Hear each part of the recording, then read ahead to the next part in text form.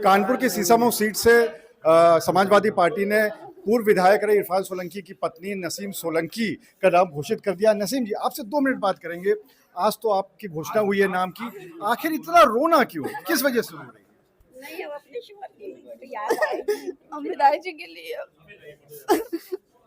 बस और कोई बात नहीं। आप उनसे मिल के आइए, उन्होंने कुछ कहा था जब आप जेल में गई थी मिलने के लिए? हर चीज के लिए तैयार रहना, हर सिचुएशन के लिए उन्होंने बोला था। लेकिन अब आप उनकी विरासत को संभालने के लिए पूरी तरह तैयार हैं? जी, कोशिश करेंगे, पूरी कोशिश करेंगे, पूरी कोशिश करेंगे हर चीज के लिए। अब आपकी बहू को मिली है, पहली टिकट मिला है, तो क्या पूरा परिवार तैयार है उसके लिए? हाँ, पूरा परिवार, पूरी जनता, सब साथ है, हमारे साथ पूरी जनता है। तो इरफान सोलंकी की पत्नी, पूरा परिवार यहाँ पर पूरी तरह से तैयार है और यहाँ पर सब लोग बधाई देने भी आए हुए थे।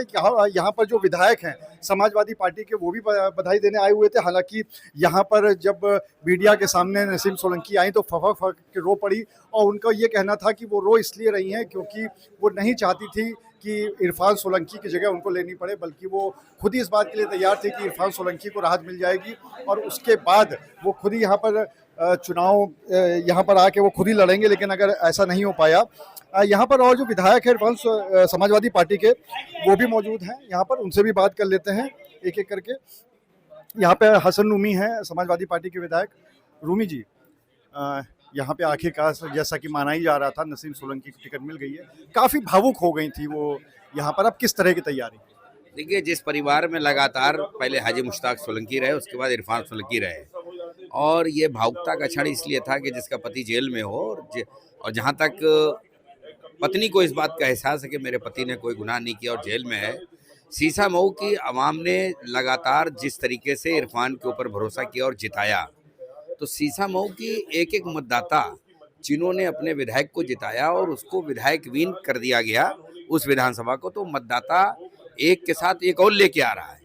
अगर 12,000 वोट से इरफान सोलंकी जीते हैं तो 36,000 वोट से जीतेंगे सीसामऊ विधानसभा का ये उपचुनाव, क्योंकि ये चुनाव के इस चुनाव को कोई जनता की मर्जी से नहीं हुआ, जनता पे थोपा गया है। और जब कोई चुनाव जनता पे थोपा जाएगा तो जनता की अदालत में जनता जवाब देगी अपने लोकतांत्रिक मतदान से।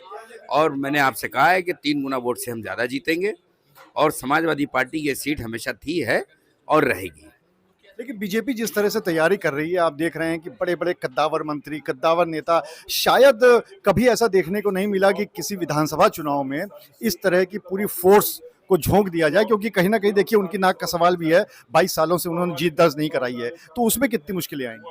देखिए, भारतीय जनता पार्टी 22 साल सीसामऊ, 10 साल दूसरी विधानसभा, यानी कि अगल बगल सब मिला के 36 साल में उन्हें मालूम है कि इस सीट को हम अपने गलत तौर तरीके से नहीं जीत पाए। सरकार है इनके पास, इन्होंने पहले बीएलओ को हटाया। इन लोगों ने सोचा कि आप सरकार का प्रभाव दिखा के जनता में एक मैसेज दें, क्योंकि जनता के बीच में जनता ने उन लोगों को वोट दिया है जो लगातार जनता के सुख दुख में समाजवादी लगातार खड़े रहे।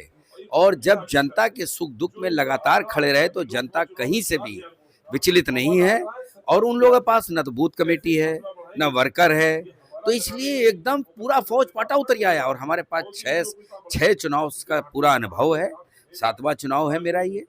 हम लोग इस चुनाव को उस अनुभव से और हमारा जो इंफ्रास्ट्रक्चर पहले से है, बूथ कमेटी, कार्यकर्ताओं का एक बड़ा समूह, ये हम किसी सरकारी प्रभाव से नहीं प्रभावित होते हैं।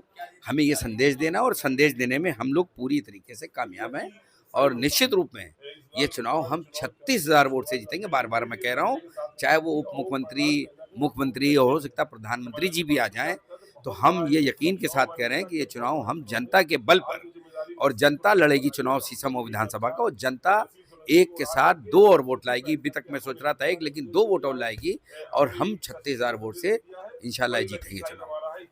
तो आप हसन रूमी और दूसरे विधायक समाजवादी पार्टी के अमिताभ बाजपेयी भी हैं, उनसे भी बात कर लेते हैं कि जो प्रत्याशी की घोषणा हुई है उस पर उनका क्या कहना है। अमिताभ जी, आपने एक बहुत बड़ी घोषणा की थी, हमारे ही चैनल पे की थी, और एक बार नहीं 2 बार की थी कि अगर गठबंधन से प्रत्याशी होगा तो समाजवादी पार्टी का होगा। अभी हम लोग की कांग्रेस से बात हुई है, यहाँ पे जो शहर कांग्रेस है, उन्होंने कहा है कि उनके आला कमान का निर्देश है कि वो लोग अपनी तैयारी करें।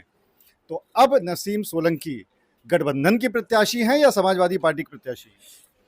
अभी तो समाजवादी पार्टी के प्रत्याशी हैं, उनकी वो जाने, हम तो अपनी जाने।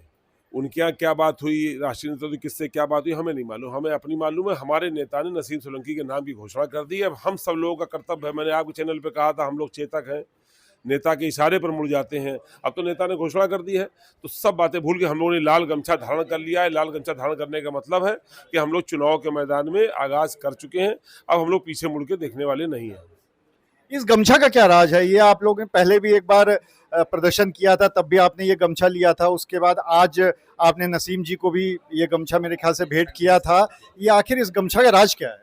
ये गमछा हमारे नेता ने धारण किया लोकसभा चुनाव के पहले। ये हमारे हिंदुस्तान के ग्रामीण परिवेश को परिलक्षित करता है। ये रंग संघर्ष का भी रंग है, ये प्रेम का भी रंग है। तो ये गमछे को हमारे राष्ट्रीय ने धारण किया लोकसभा चुनाव में, और लोकसभा चुनाव में हम लोगों को अपेक्षित परिणाम मिले, तो हम लोगों ने इसको अपना लकी साइन भी माना है। आज इस गमछे को हम लोगों ने, दोनों विधायकों ने धारण कर लिया है और प्रत्याशी नसीम सोलंकी जी को भी गमछा उड़ा दिया है। इसका मतलब है कि हम लोग सीधे संघर्ष की इस लड़ाई में लड़ने के लिए जा रहे हैं। गमछा हमारा लकी साइन भी है और हमारे संघर्ष का प्रतीक भी है।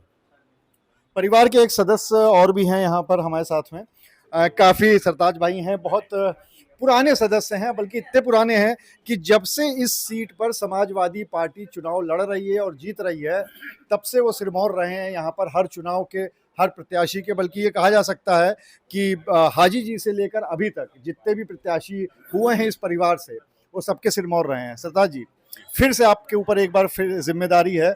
आपने हाजी जी को भी चुनाव लड़वाया, जितवाया, उसके बाद इरफान सोलंकी को कई बार जितवाया, अब नसीम सोलंकी की तैयारी है? बिल्कुल तैयारी है। 2 चुनाव हमने इरफान सोलंकी के पिता की लड़ाए और 4 चुनाव इरफान ने लड़े, और अब ये जिम्मेदारी पड़ गई है उनके नसीम सोलंकी ऊपर। हमारी पूरी पार्टी, सारे विधायक, सब लोग तैयार हैं चुनाव लड़ने के लिए।